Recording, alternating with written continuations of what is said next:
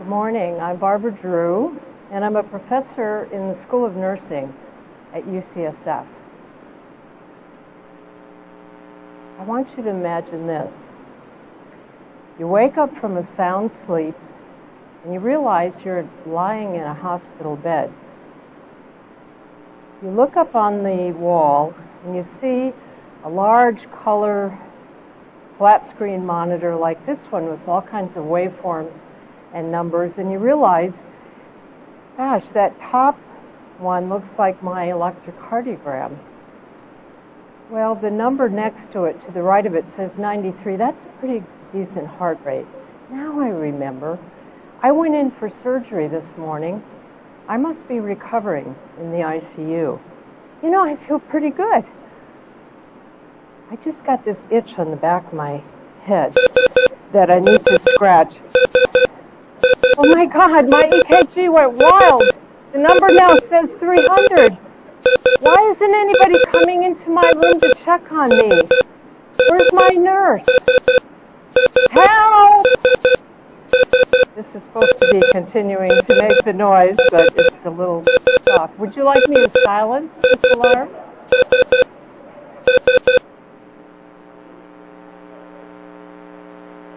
So this scenario I just acted out happens literally hundreds of times every day in every American hospital.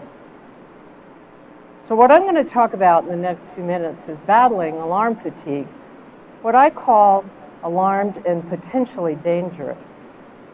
You might ask, why do I say it's dangerous? Well, let me tell you a true story. In 2010, there was a gentleman recovering from heart surgery at the prestigious Massachusetts General Hospital in Boston, who was being monitored with an EKG device while he was awaiting surgery to implant a pacemaker for an intermittent slow heart rate problem. The morning of the event, he ate breakfast, visited with his family, walked around the unit. At 9:53 a.m., low heart rate alarms sounded repeatedly. But the 10 nurses working on the unit that morning did not recall hearing those alarms.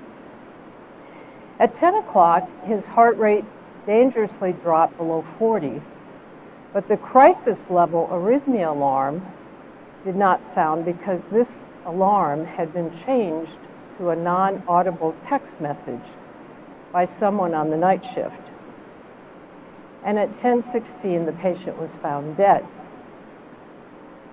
In the aftermath, CMS investigators said this: changing audible arrhythmia alarms to inaudible and nurses not recalling hearing low heart rate alarms are indicative of alarm fatigue, which contributed to the patient's death. It made the front page of the Boston Globe, and there were multiple press stories on radio and television. The hospital wisely settled out of court, and the next year, the FDA put out this warning. From 2005 through 2008, FDA received 566 reports of patient deaths related to alarms on monitoring devices. Part of the problem is that alarms can very easily be disabled or silenced. Also, it's easy to overlook on-screen symbols indicating that an important alarm feature isn't turned on or available. In many of the FDA reports, users weren't familiar with how the monitoring equipment worked or hadn't checked the monitor's alarm status. In one case, a patient on continuous cardiac monitoring experienced ventricular fibrillation and died without her monitor sounding or displaying an alarm.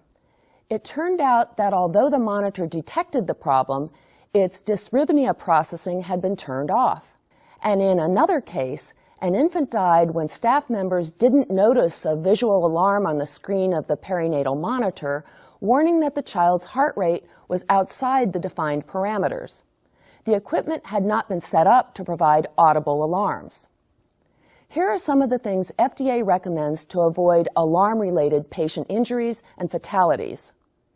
Don't silence alarms without first checking on the patient.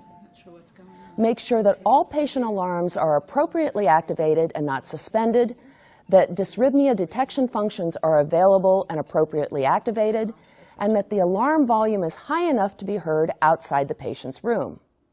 Perform these checks when assuming care of patients from colleagues, after shift changes, and after patients are transferred. Become familiar with all monitor functions, especially dysrhythmia alarms and icons on the screen, and the meanings of various alarm sounds. Make sure that new staff members, including travel and float nurses, are adequately trained on the unit's monitors before they care for patients.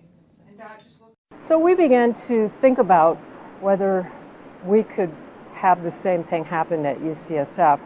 Tina Mamoni is a nursing administrator, and she decided to walk around one morning with her smartphone and take pictures of any evidence that we would have of alarm fatigue.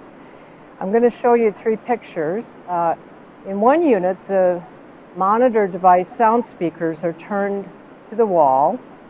In another unit, the keyboard at the central nurses station has a sticky pad to locate the key really fast where you can silence an alarm without going to check on the patient.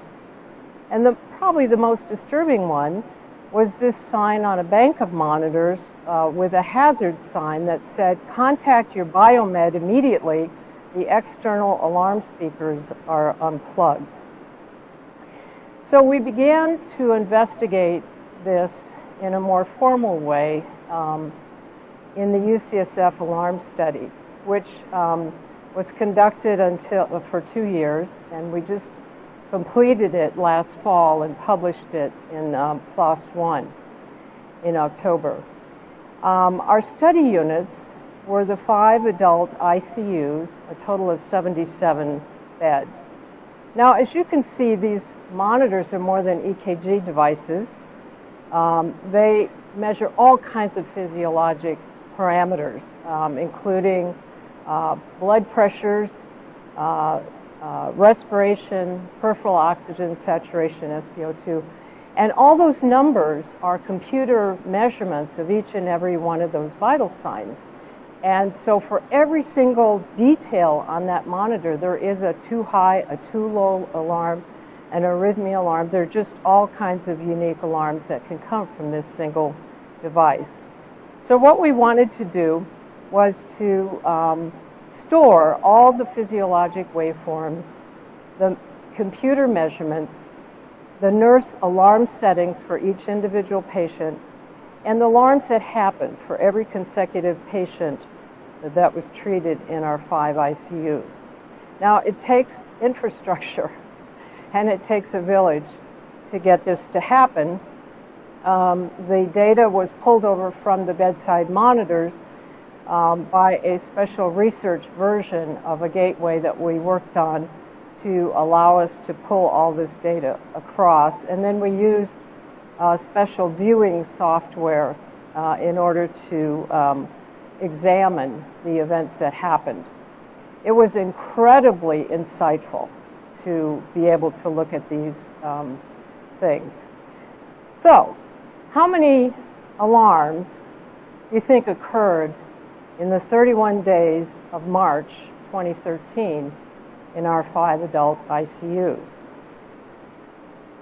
More than 2.5 million. Now this is the total, both alarm, audible and inaudible text message alerts. More than 1 million of these were arrhythmia alarms.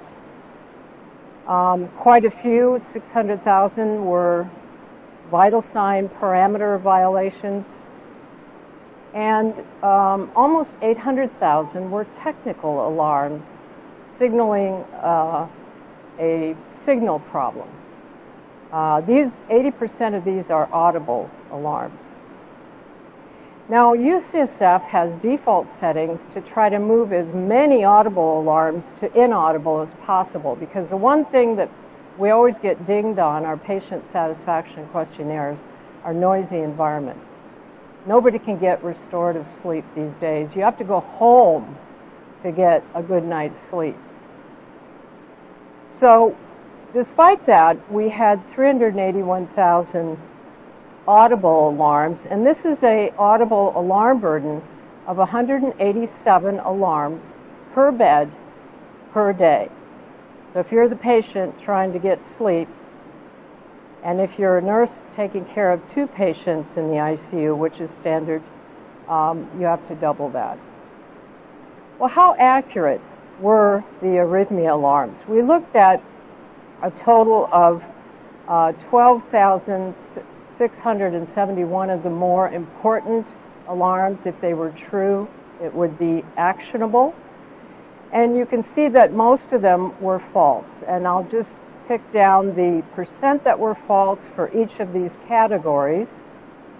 For an overall, 89% of the arrhythmia alarms were false. Let me show you a false alarm and how infrastructure can really help you gain insight into the problem. This is a 10-second ECG recording, and you see that the alarm is VTAC, ventricular tachycardia, a potentially life-threatening arrhythmia. And you see 7 separate ECG leads that we got from our pulling over the data. We don't get to see this at the bedside because we only display 2, but it's acquired and it's available. And with this is the standard electrode configuration that most hospitals use these days with 5 electrodes. And you can see that 6 of the 7 ECG leads all indicated this chaotic pattern that could be VTAC. There was one, however, that told the truth. It was lead 3. Now, when you think about it, lead 3 uses information from just 2 of those 5 electrodes. It uses the left arm and the left leg. So this is probably motion artifact from a right-handed patient who's brushing their teeth or doing what I did, scratching the back of my head, and that's what's triggered this false alarm. I want to show you, and the right arm electrode, importantly, is not one that is used for lead 3. So what do we display on the monitor, though, is we only have real estate on the display because we want to show pressures and all these other things. So what the clinician sees is VTAC. And this just points out the importance of having this kind of infrastructure to review all available leads. I want to show you this same false alarm. You see the non-artifact lead showing there, in order to show you the 3 non-ECG measures that were being recorded in this patient. One was arterial blood pressure, and you can see that it's totally rock steady through this potentially fatal arrhythmia. So it's another confirmation it's a false alarm. And you see the pulsatile flow of the art line waveform, as well as the SpO2 matches the normal rhythm. So there's very convincing proof here that this is a false alarm. Also, I wanted to point out the respiratory channel at the bottom. See how that the motion artifact also contaminates that. So on the monitor, the number for the patient's respiratory rate was 162 breaths per minute. I don't think so. And so that's also causing parameter alarms. So there are multiple alarms going off on this: respiratory rate, arrhythmia alarm, and none of them are true. So this points out the importance of this kind of IT infrastructure to create. We have the opportunity to create smarter alarms that fuse ECG with other pressures and SpO2 to make fewer alarms, but more clinically meaningful. So what do hospitals have to do to battle alarm fatigue and keep patients safe? Well, this infrastructure is really important for us because we can gain so many insights about what's happening. For individual patients like this one at Mass General, you can analyze what happened for every event and then make it a never event so that it never happens again. You can test alarm fatigue solutions. One that we are doing at UCSF is seeing whether a better skin prep would improve the signal quality and reduce the number of alarms. And then the opportunity would be if there was some agreement between the hospitals using the same kind of infrastructure, or if the nerds could come out and help us all pool these together. We do have a T-shirt in my team that says "Nurses love, heart nerds." We got to get you one of those. So that way, if we had these large databases, multi-hospital databases, we could develop smarter alarms, and we might be able to even develop individual patient profiles to detect their deterioration. Because if they come back in the hospital again, it's probably going to be a similar sequence of things. And this is kind of in line with the President's precision medicine initiative. Well, I hate to end on a sour, negative note because I'm basically a positive person. So I want to tell you that we had good press about alarm fatigue, and we made the front page of the San Francisco Chronicle. And when we did, my whole group in the School of Nursing raided the hospital gift shop of all the chronicles, and we had this photo taken. So thank you very much for your attention.